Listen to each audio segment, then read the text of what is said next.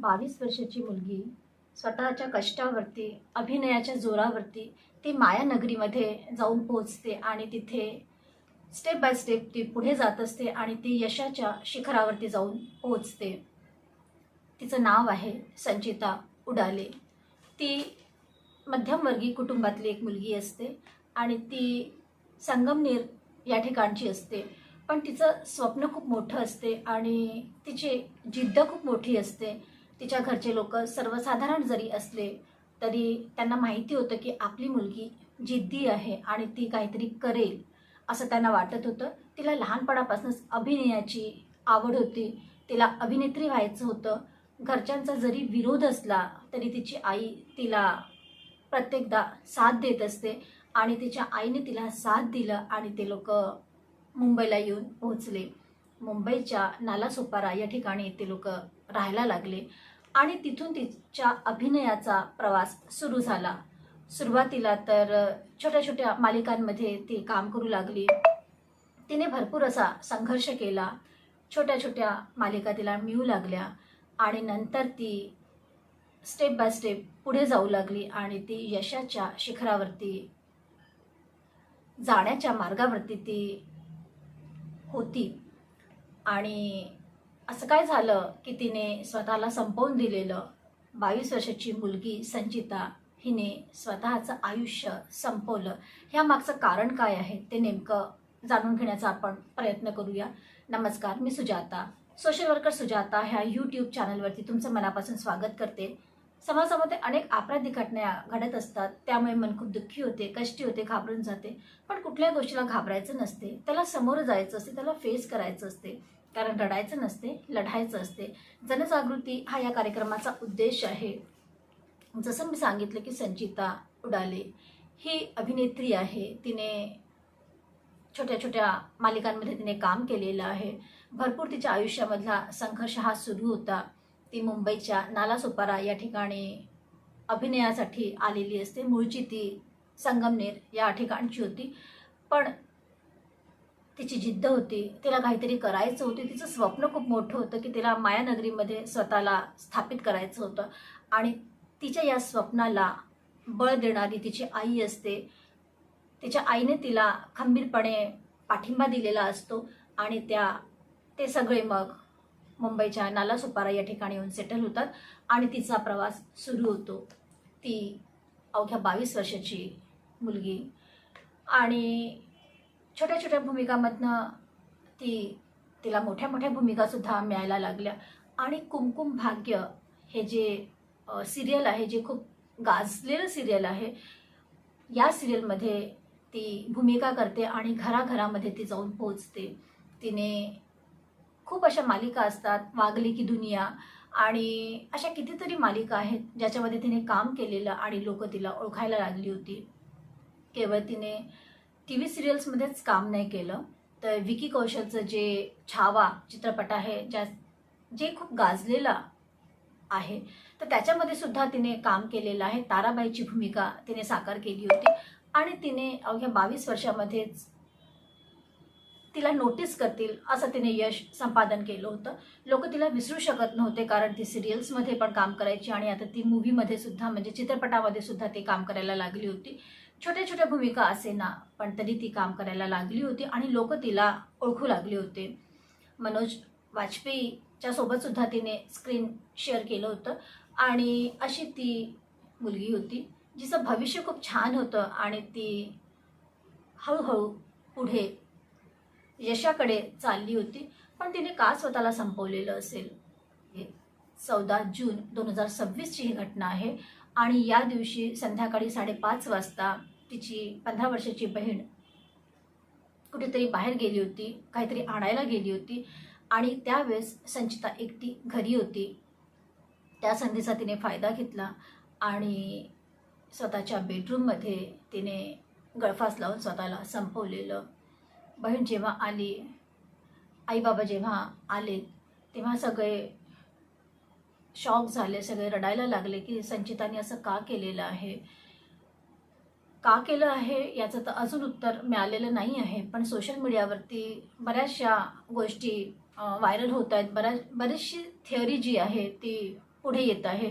कोणी म्हणालं की तिचं करिअर हे चांगलं चाललं नव्हतं, तिला सिरियल्समधनं काढण्यात आलं होतं. एक जे सिरियल तिला मिळालं होतं ज्याच्यात ती लीड रोलमध्ये होती, तर त्या सिरियलमधून तिला काढून टाकण्यात आलं होतं आणि तो दबाव, तो प्रेशर तिच्यामध्ये होता आणि म्हणून तिने स्वतःला संपवलेलं असावं असं सगळ्यांना वाटते आहे. पण तिचे आजोबा म्हणाले की तिचं करिअर चांगलं सुरू होतं आणि काम मिळालं होतं ते सगळं ती चांगलं करत होती आणि तिला कुठल्याच सिरियलमधून काढण्यात आलं नव्हतं असं तिचे आजोबा म्हणाले. की ती डिप्रेशनमध्ये सुद्धा होती. तिची जी एक कोस्टार होती ती म्हणाली की 1 जानेवारी 2026 पासनं संचिता ही डिप्रेशनमध्ये होती आणि जेव्हा आम्ही तिच्यासोबत बोलायचो तेव्हा ती सुसाईडबद्दलच जास्त बोलायची. जेव्हा आम्हाला असं वाटायचं आम्ही तिला काहीतरी चांगलं सांगावं, पण ती इतकी निगेटिव्ह झाली होती की ती सुसाईडचंच जास्त बोलत होती. आम्ही तिला समजवण्याचाही प्रयत्न केला. ज्या प्रोडक्शन हाऊसमध्ये ती काम करत होती त्या प्रोडक्शन हाऊसवाल्यांनी तिला मानसोपचार तज्ज्ञाकडे सुद्धा नेलेलं.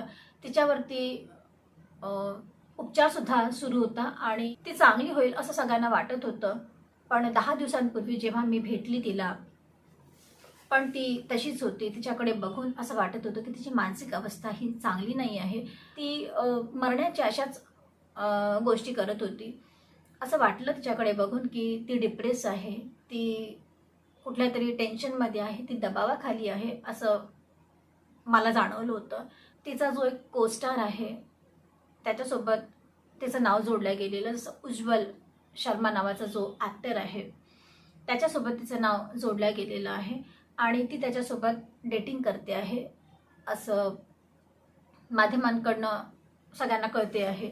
पण उज्ज्वल सगळ्यांसमोर आलेला आणि त्याने म्हटलं की माझं संचितासोबत कुठलेच संबंध नाही आहेत. इनफॅक्ट आम्ही 2.5 महिन्यापासून एकमेकांसोबत भेटलेलो पण नाही आहे.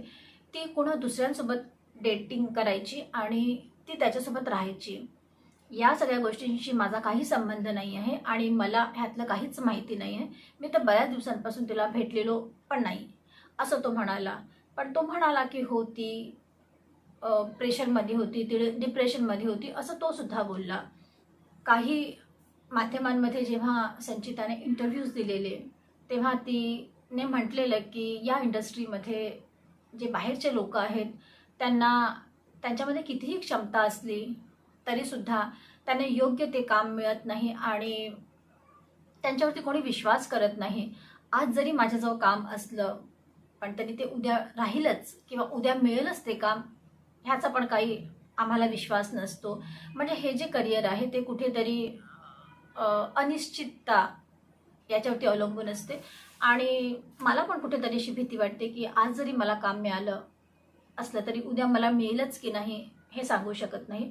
छोट्या मोठ्या रोल्ससाठी तर आम्ही अवेलेबल असतो, पण आम्हाला जेव्हा लीड रोल देण्याची जेव्हा गोष्ट येते तेव्हा बाहेरच्या लोकांना कोणी विश्वास दाखवत नाही आणि बाहेरच्या लोकांना कोणी लीड रोलमध्ये घेणंसुद्धा पसंत करत नाही असं ती बोललेली. 14 जून 2020ला सुशांत सिंग राजपूत हा सुद्धा मरण पावलेला आहे आणि याच दिवशी संचिता सुद्धा मरण पावलेली आहे. ती 14 जून 2026मध्ये मरण पावलेली आहे आणि या दोघांमध्ये काही साम्य आहे का? कारण तो सुद्धा बाहेरचा असल्यामुळे त्याला सुद्धा खूप प्रेशर होता आणि ही सुद्धा बाहेरची होती म्हणून हिला सुद्धा खूप प्रेशर आहे असं सोशल मीडियावरती बोलल्या जात आहे. पण याच्यात किती सत्यता आहे माहिती नाही. हा तर तपासाचा विषय आहे आणि पोलीस याच्यावरती तपास करतच आहेत. संचिताचा काकांचा मुलगा जो आहे, तिचा भाऊ, तो सुद्धा म्हणाला की बाहेरच्या लोकांना योग्य तो न्याय मिळत नाही आणि योग्य ती भूमिका सुद्धा मिळत नाही. तर हा नक्कीच तपासाचा विषय आहे आणि पोलिसांनी ह्याच्याकडे तपास करायला पाहिजे असं तो सुद्धा म्हणालेला आहे. आणि संचिता नेहमीच आपल्या आईची तारीफ करायची आणि म्हणायची की माझी आई जी आहे ती माझी स्ट्रेंथ आहे, माझी ताकद आहे. मी जे काही आहे आज ते आईमुळेच आहे आणि आईने मला सपोर्ट केला म्हणून मी इथपर्यंत येऊन पोहोचलेली आहे असं ती म्हणायची.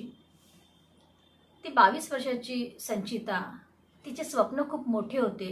तिला बाहेर जाऊन फिरायचं होतं, तिला आईबाबांसोबत राहायचं होतं, तिला विदेशात जायचं होतं, तिला चांगल्या मालिका करायच्या होत्या, अशी कितीतरी स्वप्न तिचे होते. पण आज ती आपले स्वप्न पूर्ण न करता निघून गेलेली आहे. या वयामध्ये सगळे चांगले स्वप्न बघतात, मोठं व्हायचं असते, पण डिप्रेशनमध्ये ती होती आणि तिने स्वतःला संपवलेलं आहे असं म्हटलं जात आहे. कारण तिच्यावरती उपचारसुद्धा सुरूच होते. संचिताने स्वतःला संपवून दिलेलं आहे. जी आई तिची ताकद होती, आज ती आई हंबरडा फोडून रडते आहे. जेव्हा संचिताचं पार्थिव शरीर बाहेर खाली काढलेलं, फ्लॅटमधून बाहेर खाली काढलेलं, तेव्हा तिची आई हंबरडा फोडून रडलेली आणि म्हणाले की संचू उठ ना ग, तू मला आई म्हण, असं म्हणून ती खूप रडायला लागली. आणि हे दृश्य बघून सगळेच लोकांचे डोळे पाणावले होते. सिनेसृष्टीमध्ये जे लोक आहेत त्यांच्यावरती बराच प्रेशर असतो, त्यांना आपलं बेस्ट द्यायचं असते आणि बेस्ट देऊनसुद्धा ते जर चालले नाही तर त्यांच्यामध्ये कुठेतरी इन्सिक्युरिटी येते आणि त्यांना असं वाटते की आता आपल्या लाईफमध्ये काहीच राहिलेलं नाही. म्हणजे ही जर गोष्ट नसेल तर आपण काहीच करू शकत नाही असं तिला वाटायला लागलं होतं. कारण तिच्याकडे काम नव्हतं. तिचे जे को-स्टार आहेत ते म्हणाले की तिच्याकडे काम नव्हतं आणि तिला आता घरी राहणं शक्य नव्हतं. जी मुलगी रोज सेटवर जायची आणि काम करायची, बिझी राहायची, ती आता घरी बसून घरकामं करू शकत नव्हती. ती सगळ्या गोष्टींना मिस करत होती असं तिचे को-स्टार सांगत होते. आणि ती डॉक्टरकडे जाऊन थेरपीसुद्धा घेत होती आणि डॉक्टरांना सुद्धा तिने हेच म्हटलेलं की मी जी स्क्रिप्ट वाचते, डायलॉग्स जे वाचते ते माझ्या लक्षात राहत नाही आणि मला कुठेतरी भीती वाटायला लागलेली आहे असं तिने तिच्या मानसोपचार तज्ज्ञांना सुद्धा सांगितलेलं. नेहमी आनंदी दिसणारा चेहरा नेहमी आनंदीच असतो असं नाही. आपल्याला असं वाटते की हल्ली सगळे सोशल मीडियावरती आनंदाचे क्षण टाकतात, म्हणजे ते केवळ आनंदीच राहतात, पण त्या आनंदामागे कितीतरी वेदना असू शकतात हे आपण विसरतो. आणि संचितासोबतही तसंच झालेलं. ती जरी एक एक पाऊल पुढे चालली असली, यशाच्या शिखरापर्यंत ती पोहोचण्याचं तिचं स्वप्न होतं आणि त्याची वाटचाल तिने सुरू पण केलेली होती. पण असं काय झालं की 22 वर्षामध्येच तिने स्वतःला संपवून दिलं होतं. 22 वर्षाचं आयुष्य म्हणजे खूप जास्त तर नव्हतं, पण असं काय झालं होतं की तिने स्वतःला संपवून दिलेलं? याच्या मागे जे म्हटलं जातं की ती डिप्रेशनमध्ये होती हे एक कारण आहे, की तिच्याकडे काम नव्हतं हे एक काम आहे, की इंडस्ट्रीमध्ये बाहेरच्या लोकांना काम मिळत नाही, त्यांना खूप प्रयत्न करावे लागतात आणि जे गटबाजी आहे तिथे, जे गुट जमलेले आहेत, गटांमध्ये सगळे विभाजित झालेले आहेत, तर त्यामुळे कदाचित बाहेरच्या लोकांना तिथे एक्सेप्टन्स नसेल आणि म्हणून तिने हे सगळं केलं असेल.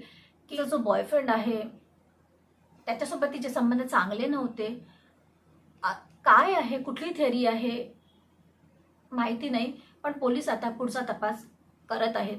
ह्याबद्दल तुम्हाला काय वाटते कमेंट्स करून नक्की कळवा. तुम्ही पाहताय social worker Sujata, real crime stories, ज्यामध्ये सत्य आहे पण त्यावरती विश्वास ठेवणं कठीण आहे. परत भेटूया पुढल्या वळणावरती. तेव्हापर्यंत लाईक करा, कमेंट्स करा, शेअर करा आणि सबस्क्राईब तर कराच करा. आणि हो, सावध राहा.